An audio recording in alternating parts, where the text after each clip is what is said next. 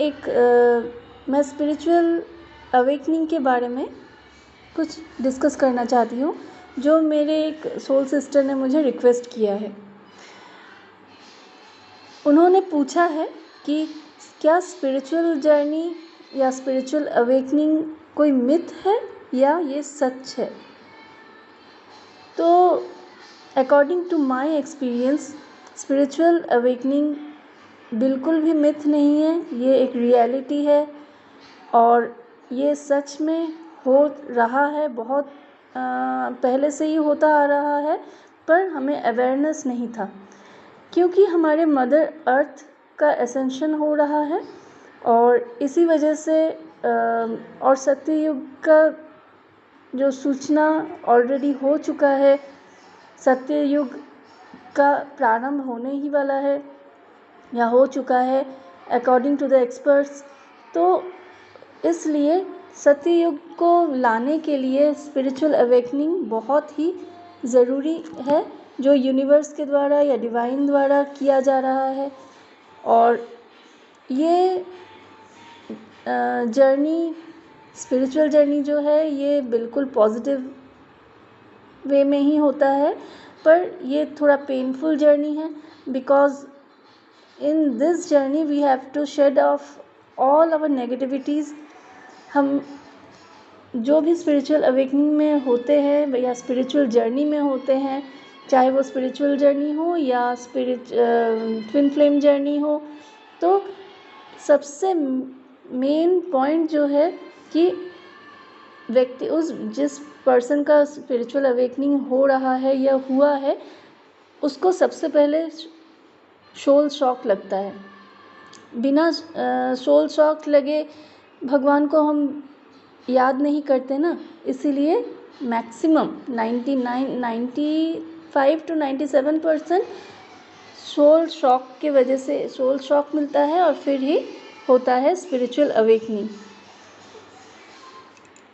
तो spiritual awakening होने के तुरंत बाद जो सोल शॉक मिला होता है, सोल शॉक की वजह से मन उदास रहता है, कुछ भी अच्छा नहीं लगता है, 3D वर्ल्ड में किसी का साथ नहीं मिलता है, हर तरफ से धोखा मिला होता होगा या दुख मिले होते हैं, हर्ट्स मिले हैं, जिसकी वजह से बहुत अकेलापन महसूस होता है। और तब ही हम स्मरण करते हैं दिव्य शक्ति को या सुप्रीम पावर या डिवाइन को, जिसके शरण में जाके हम खुद को प्रोटेक्टेड महसूस करते हैं, खुद को हील करने की आस लेकर हम डिवाइन के पास जाते हैं और उनसे जुड़ने की कोशिश करते हैं।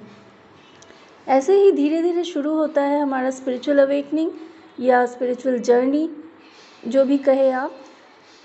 और इसमें धीरे धीरे स्टेप बाय स्टेप हम खुद के शैडो साइड को निकालने के बाद उस पर हम वर्क करते हैं। खुद की जो बुराइयां हैं, खुद में जो बुराइयां हैं, उसको दूर करने की कोशिश करते हैं, ताकि क्योंकि भगवान तक पहुंचने के लिए, भगवान से कनेक्ट होने के लिए बहुत ही ज़रूरी होता है हमें खुद में प्योरिटी लाने का। जब तक हम प्योर सोल नहीं बन पाते हैं, तब तक गॉड के साथ या अल्लाह के साथ या डिवाइन पावर, यूनिवर्सल पावर, कुछ भी कहें, उनके साथ हम कनेक्ट ठीक से नहीं हो पाते हैं, अलाइन नहीं हो पाते हैं। तो उस अलाइनमेंट के लिए ज़रूरी होता है खुद प्योर होना। जो सोल शॉक मिला होता है, उससे उभर के सब नेगेटिविटीज़ से डिटैच्ड होके खुद को प्योर बनाना। और इसमें हेल्प करता है रेकी। रेकी एक यूनिवर्सल पावर है, लाइफ फोर्स एनर्जी है, पॉजिटिव एनर्जी है, जो यूनिवर्स से हमें मिलती है और जिस यूनिवर्सल पावर के थ्रू हम खुद में पॉजिटिविटी ला सकते हैं, हमारे नेगेटिविटीज़ को बहुत इजीली दूर कर सकते हैं, क्योंकि ये रेकी रिलेटेड है हमारे चक्रास के साथ। हमारे चक्रास में जो 7 चक्रास होते हैं, चक्रास में जब नेगेटिविटी भरी होती है, तो ही हमारे 3D लाइफ में भी हमें वो नेगेटिविटी दिखाई देती है या हमें उस हिसाब से कर्मा करते हैं या कर्मा भोगना पड़ता है। तो जब हम रेकी सीख के सेल्फ हीलिंग के द्वारा अपने हर एक चक्रास से, अपने हर एक बॉडी पार्ट से नेगेटिविटी को दूर कर पाते हैं, तो हम धीरे धीरे स्पिरिचुअलिटी के रास्ते में आगे बढ़ते हैं, गॉड से कनेक्टेड होते हैं, गॉड या यूनिवर्स या सुप्रीम पावर से अलाइन होते हैं और हमारा कनेक्शन उनसे बढ़ता है। तो हमें सुप्रीम पावर से अपना कनेक्शन जोड़े रखने के लिए, अपने आप को स्पिरिचुअल जर्नी में अगर आगे बढ़ाना हो, तो प्योर सोल बनने के लिए रेकी सीखना बहुत ज़रूरी है, क्योंकि रेकी ही एक ऐसी एनर्जी है, ऐसी पावर है जो हमारे मटेरियलिस्टिक लाइफ और स्पिरिचुअल लाइफ दोनों को बैलेंस कर देता है।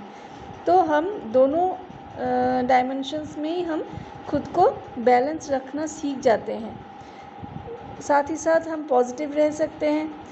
और नेक्स्ट दिन अगर आप लोगों को इंटरेस्ट हो तो मैं स्पिरिचुअल जर्नी के जो सिम्टम्स होते हैं या नेगेटिविटी स्पिरिचुअल जर्नी में जो है उनको कैसे अफेक्ट करती है, उनसे कैसे बचना चाहिए, ये सब मैं धीरे धीरे डिस्कस करना चाहूँगी अगर आप लोग इंटरेस्टेड हो। तो आज यहीं तक। Stay blessed, stay tuned, may universal power bless you all. Thank you.